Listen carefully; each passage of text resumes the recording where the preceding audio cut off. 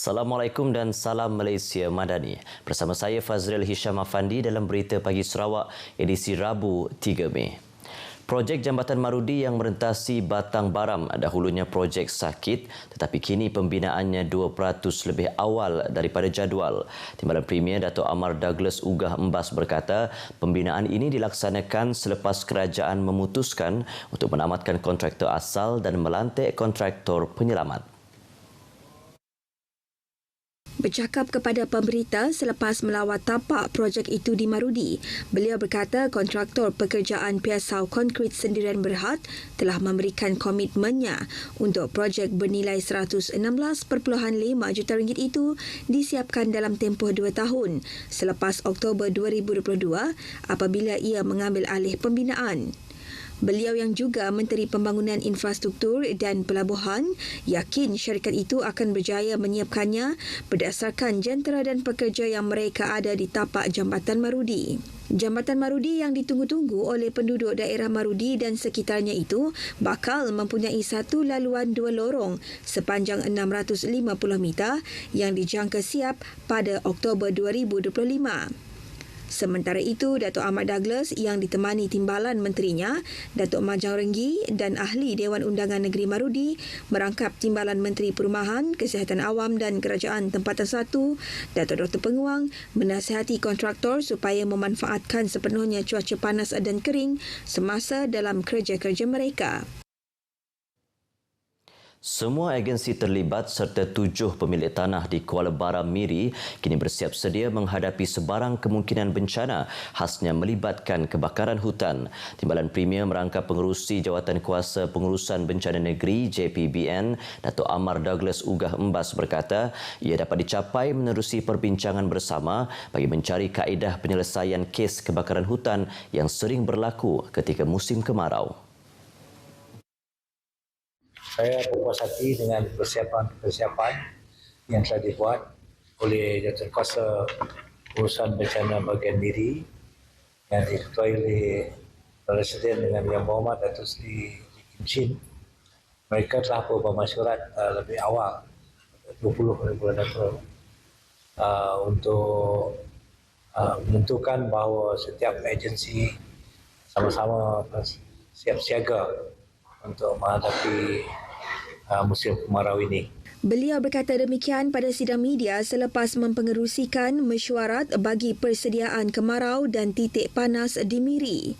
Beberapa tahun kebelakangan ini, situasi kemarau adalah terkawal dan beliau berharap dengan kesiapsiagaan daripada agensi terlibat serta menggunakan teknologi terkini dalam menghadapi musim kemarau yang panjang, kejadian yang tidak diingini seperti kebakaran hutan pada kali ini akan dapat dikawal.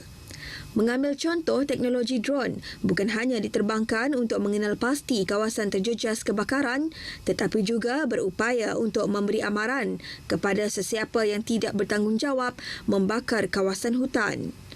Dalam pada itu, pihak JPBB Miri turut menempatkan 3 pos keselamatan dan menara kawalan juga telah diaktifkan di lokasi yang strategik dengan menugaskan pegawai rela untuk memantau secara lebih dekat lagi usaha-usaha mereka yang hendak membakar hutan di Kuala Baram. Kaum hawa terutama sekali mereka yang berada dalam bidang akademik sekali lagi dinasihatkan agar turut memberi keutamaan terhadap kesihatan diri dalam kehidupan seharian mereka. Timbalan Premier Sarawak Datuk Seri Dr. Sim Kui Hian berkata, selain kejayaan dalam mengembangkan laluan kerjaya masing-masing, kesihatan serta penjagaan diri merupakan suatu aspek yang penting ke arah kehidupan yang memuaskan.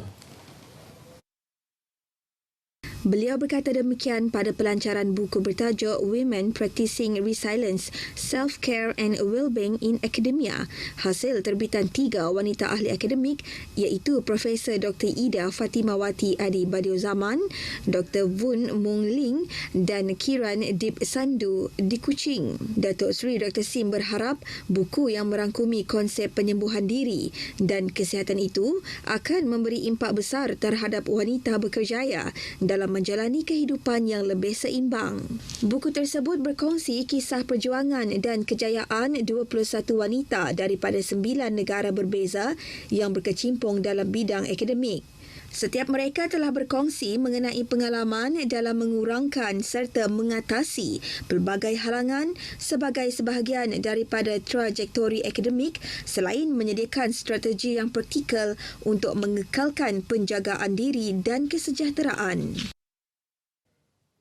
Persatuan-persatuan kaum Dayak khasnya Iban digesa berhimpun di bawah satu bumbung bagi melancarkan perancangan dan kesejahteraan kaum di negeri ini. Timbalan Menteri Kesihatan Awam, Perumahan dan Kerajaan Tempatan 1, Datuk Dr. Penguang Manggil berkata, dengan berhimpun di bawah satu bumbung bukan saja menjadikan suara mereka lebih lantang, namun ia mampu mengekalkan perpaduan di Sarawak. Datuk Dr. Penguang juga menyatakan dengan berhimpun di bawah satu bumbung, ia menguatkan permintaan mereka kepada kerajaan negeri daripada penubuhan pelbagai kelab atau persatuan berasaskan Dayak tidak kira latar belakang mereka. Beliau yang juga Ahli Dewan Undangan Negeri Marudi berucap merasmikan Majlis Mantar Gawai Dayak 2023, anjuran 15 Badan Bukan Kerajaan Dayak di Miri. Datuk Dr. Penguang juga memberitahu masyarakat Iban perlu sentiasa bersikap positif dan bergerak seiring dengan kaum lain untuk meningkatkan sosioekonomi mereka. Dalam pada itu, beliau juga mengucapkan tahniah atas program gawai yang julung kali dianjurkan secara bersama. Terdahulu, Datuk Dr. Penguang turut menyertai perarakan Mantar Gawai Dayak 2023 sejauh 3 km di Bandaraya Miri yang menandakan perayaan gawai bermula tahun 2023. Pada majlis itu, beliau mengumumkan projek kecil luar bandar kepada Persatuan Dayak Miri dan Persatuan Seni Kuntau Pukulan 7 Miri, masing-masing sebanyak RM15,000.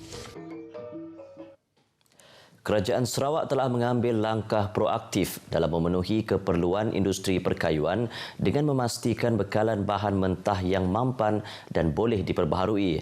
Perbadanan Kemajuan Perusahaan Kayu Sarawak Pusaka memaklumkan ini termasuk dengan memulakan penubahan hutan tanaman melalui perkongsian pintar dengan sektor swasta bagi merealisasikan aspirasi untuk menanam 1 juta hektar spesies pokok yang cepat tumbuh menjelang tahun 2025.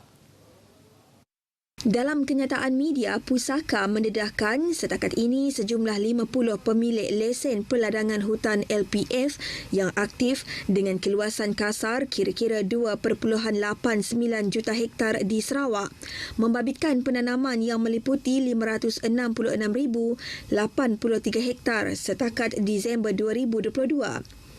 Pusaka turut memaklumkan bahawa Sarawak mula mengeluarkan 92,533 meter padu kayu daripada hutan yang ditanam pada tahun 2011 dan meningkat kepada 1.13 juta meter padu pada tahun 2022. Justeru penggiat industri digesa memanfaatkan kayu daripada hutan yang ditanam untuk menghasilkan produk bernilai tambah tinggi seperti kayu kejuruteraan, panel dan perabot. Kayu daripada hutan yang ditanam juga digunakan untuk menghasilkan produk utama seperti papan lapis, kayu gergaji dan serpihan kayu. Selain daripada itu, bagi produk lain termasuk papan partikel, komponen, bahagian dan perabot. Penggiat industri kreatif tempatan diminta lebih serius dalam penghasilan filem atau drama. Ketua Pegawai Eksekutif Perbadanan Kemajuan Filem Nasional FINAS, Profesor Dr. Muhammad Nasir Ibrahim berkata, walaupun terdapat sejumlah filem dan drama dihasilkan, namun masih belum mencapai mutu drama yang dikehendaki.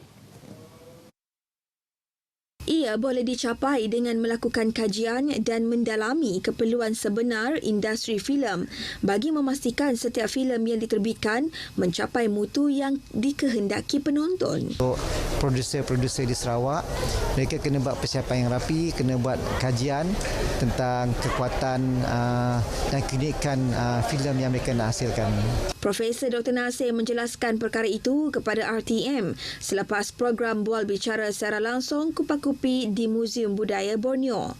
Jelasnya lagi, penerbit harus bijak menggunakan dana yang diperuntukkan bagi setiap filem atau drama yang ingin diterbitkan. Seramai 281 peserta menyertai larian bersempena Karnival Gawai Bahagian Betong 2023 dan perasmian Saberkas Betong Gawai Fun Run 2023 semalam. Timbalan Menteri Belia, Sukan dan Pembangunan Usahawan merangkap Ahli Dewan Undangan Negeri Adun Layar, Datuk Gerald Rentap Jabu berkata, acara tersebut dianjurkan oleh Saberkas Cawangan Layar bersempena sambutan Jubli Emas Saberkas ke-50 pada tahun ini. Ujar beliau, pihak Kesihatan Bahagian Betong turun mengambil bahagian untuk mengadakan kempen Agenda Nasional Malaysia Sihat selaras dengan aktiviti sihat bagi memastikan rakyat sentiasa aktif bersukan. Program tersebut menyaksikan upacara pelepasan perlumbaan 15 km dan acara larian santai 3 km. Sementara itu, Pengerusi Jawatan Kuasa Induk Karnival Gawai Bahagian Betong, Oliver Ngabong Jimmy berkata, Saberkas Betong Gawai Fun Run 2023 merupakan aktiviti pertama dalam pengisian program tersebut bagi Mei dan Jun 2023. Antara aktiviti sepanjang karnival ini adalah Pekit Ngajat, Pertandingan Air Tuak, Bazar Gawai, Pekit Kumang Gawai, Majlis Makan Malam dan Perarakan Gawai. Pengguna jalan raya di kawasan Bulatan Intan ke Tek Kong, Samarahan dinasihati menggunakan jalan alternatif bagi memberi laluan kerja-kerja pembaikan dan naik taraf permukaan jalan raya Kuching Samarahan Expressway. Penutupan sementara jalan mula dilaksana selama 4 hari mulai hari ini. Jabatan Kerja Raya Sarawak menerusi kenyataan meminta pengguna jalan raya supaya berhati-hati semasa memandu di jalan terlibat sepanjang tempoh kerja-kerja pembaikan selain mematuhi segala pengurusan trafik untuk keselamatan semua pihak. JKR juga akan memaklumkan dari masa ke semasa sekiranya terdapat sebarang perubahan pada tarikh, waktu atau kawasan yang terlibat dengan kerja-kerja naik taraf ini. Pengguna jalan raya juga dinasihati supaya merancang perjalanan di kawasan-kawasan yang terlibat. Sebarang aduan atau pertanyaan lanjut berkaitan aliran trafik boleh berhubung dengan pejabat JKR bahagian Samarahan melalui talian yang tertera. Paparan itu tadi mengakhiri Berita Pagi Sarawak edisi Rabu 3 Mei. Dapatkan perkembangan sahih sepanjang masa melalui portal berita.rtm.gov.my. Terus ikuti Selamat Pagi Malaysia selepas ini. Assalamualaikum, salam Malaysia Madani.